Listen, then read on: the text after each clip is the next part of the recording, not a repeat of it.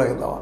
ನಾಗರಹಾವಿನ ಸಿಟ್ಟು ಆ ಫಿಲ್ಮಲ್ಲಿ ಮಾಡಿದಂಥ ಸಿಟ್ಟಿನ ಯುವಕನ ಚಿತ್ರಣ ಸಹಜವಾಗಿ ಸಿಟ್ಟಿನ ಕೈಯಲ್ಲಿ ಬುದ್ಧಿ ಕೊಟ್ಟು ಏನಾಗ್ಬೋದು ಮನುಷ್ಯ, ಏನೇನು ಆಗ್ಬೋದು, ಸಡನ್ ಡಿಸಿಷನ್ ತೊಗೊಂಡು ಅನ್ನೋದಕ್ಕೆ ದೊಡ್ಡ ಎಕ್ಸಾಂಪಲ್ ಅದು. ಅದರಲ್ಲೂ ಅದರ ನಂತರ ಬಂದ ಅನೇಕ ಚಿತ್ರಗಳು, 1, 2 ಅವೆಲ್ಲ ಚಿತ್ರಗಳಲ್ಲಿ ಒಂದೊಂದು ಮೆಸೇಜ್ ಅವರು ಇದ್ದೇ ಇರ್ತಾಯಿದ್ದು. ಪರಿವರ್ತನೆ ಮಾಡೋ ಸಲುವಾಗಿ, ಬದಲಾವಣೆ ಮಾಡೋ ಸಲುವಾಗಿ, ಸಮಾಜಕ್ಕೆ ಒಳ್ಳೆಯದನ್ನು ಕೊಡಬೇಕು ಅನ್ನೋ ತತ್ವಕ್ಕೆ ಅವರಲ್ಲಿ ಇದ್ದಿತ್ತು. ಅದರಲ್ಲಿ 2 ಮಾತಿಲ್ಲ.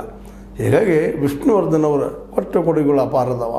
ಅವರಿಂದ ಅನೇಕ ಯುವಕರು ತಮ್ಮ ಬದುಕನ್ನು ಚೇಂಜ್ ಮಾಡ್ಕೊಂಡವರಿದ್ದಾರೆ. ಯಾಕಂದರೆ ಅವ್ರ ಮೆಸೇಜ್ ಯಾವಾಗಲೂ ನೀವು ದುಡಿರಿ, ಊಟ ಮಾಡಿರಿ, ನೀವು ಬೆಳ್ಕೊಂಡು ಹೋಗಿರಿ, ಒಳ್ಳೇದಾಗ್ತದೆ ಅಂತ ಅನ್ನೋದು ಮಾತುಗಳನ್ನ ಹೇಳ್ತಾ ಬಂದಂಥವ್ರು. ಅವರು ಅನೇಕರನ್ನು ಬೆಳೆಸಿದವರು. ರಾಜ್ಕುಮಾರ್ ಅವ್ರ ಜೊತೆ ಕೂಡ ಅನೇಕ ಒಳ್ಳೊಳ್ಳೆ ಕಾರ್ಯಕ್ರಮ ಮಾಡೋ ಜೊತೆಗೆ ಅವರಷ್ಟೇ ಪ್ರಮಾಣದಲ್ಲಿ, ಅವರದಷ್ಟೇ ಶಕ್ತಿಯಲ್ಲಿ ತಮ್ಮ ಜನರಿಗೆ ಭೇಟಿಯಾಗುವಂಥ, ಅಭಿಮಾನಿಗಳಿಗೆ ಭೇಟಿಯಾಗುವಂಥ ಒಂದು ಕೆಲಸವನ್ನು ಮಾಡ್ತಾಯಿದ್ರು ವಿಷ್ಣುವರ್ಧನ್ ಅವರು. ಆ ವಿಷ್ಣುವರ್ಧನ್ ಅವರಿಗೆ ಒಂದಿಷ್ಟು ಏನಪ್ಪ ಅಂತಂದ್ರೆ ವಿಶೇಷವಾಗಿ ಅಭಿಮಾನ ಸ್ಟುಡಿಯೋಗಳು ಭಾಳ ಅಭಿಮಾನ ಇತ್ತು ಅವರಿಗೆ. ಅದು ಬೆಳಿಬೇಕು, ಕರ್ನಾಟಕದಲ್ಲಿ ಕನ್ನಡದಲ್ಲೇ ಒಂದು ಒಳ್ಳೆ ಸ್ಟುಡಿಯೋ ಇಲ್ಲ, ಅದು ಆಗಬೇಕು ಅಂತ ಬಯಸಿದ್ರು. ಆದರೆ ಕಾನೂನು ಮುಂದೆ ಯಾರೇನು ಮಾಡಲಿಕ್ಕೆ ಸಾಧ್ಯ ಇಲ್ಲ.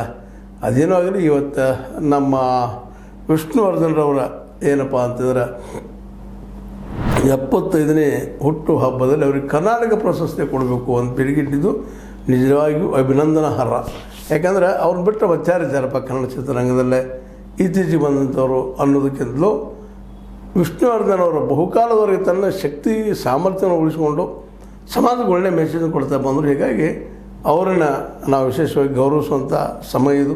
ಅವ್ರ ಬಗ್ಗೆ ಒಂದೆರಡು ಮಾತಾಡಬೇಕಾಗಿತ್ತು, ಮಾತಾಡಿದ್ದೀವಿ. ಕಾರಣ ಅಂಥ ಒಬ್ಬ ಒಳ್ಳೆಯ ವ್ಯಕ್ತಿ ನಮ್ಮ ನಡುವಿದ್ದ, ಅಂಥ ದಿಶೆಯಲ್ಲಿ ನಾವು ಮುಂದೆ ಹೋಗ್ರಿ ಅನ್ನುವಂಥ ಒಂದು ಒಳ ಮನಸ್ಸಿನ ಒತ್ತಡ. ಹೀಗಾಗಿ ನಮ್ಮ ರಾಜ್ಕುಮಾರ್ ಜೊತೆ ಅಂದಕ್ಕಿಂತಲೂ ಸ್ವಲ್ಪ ಅವರ ಜೊತೆಗೂಡಿ ಅನೇಕ ವರ್ಷಗಳು ಕೆಲಸ ಮಾಡಿದ್ದು. ಫಿಲ್ಮ್ದಲ್ಲಿ ಮಾಡಲಿಕ್ಕೆ ಅಷ್ಟು ಹೊರಗೆ ಮಾತ್ರ ಒಳ್ಳೆಯ ಸಂಬಂಧಗಳು ಇಟ್ಟುಕೊಂಡಿದ್ದರು. ಹೀಗಾಗಿ ಇವತ್ತು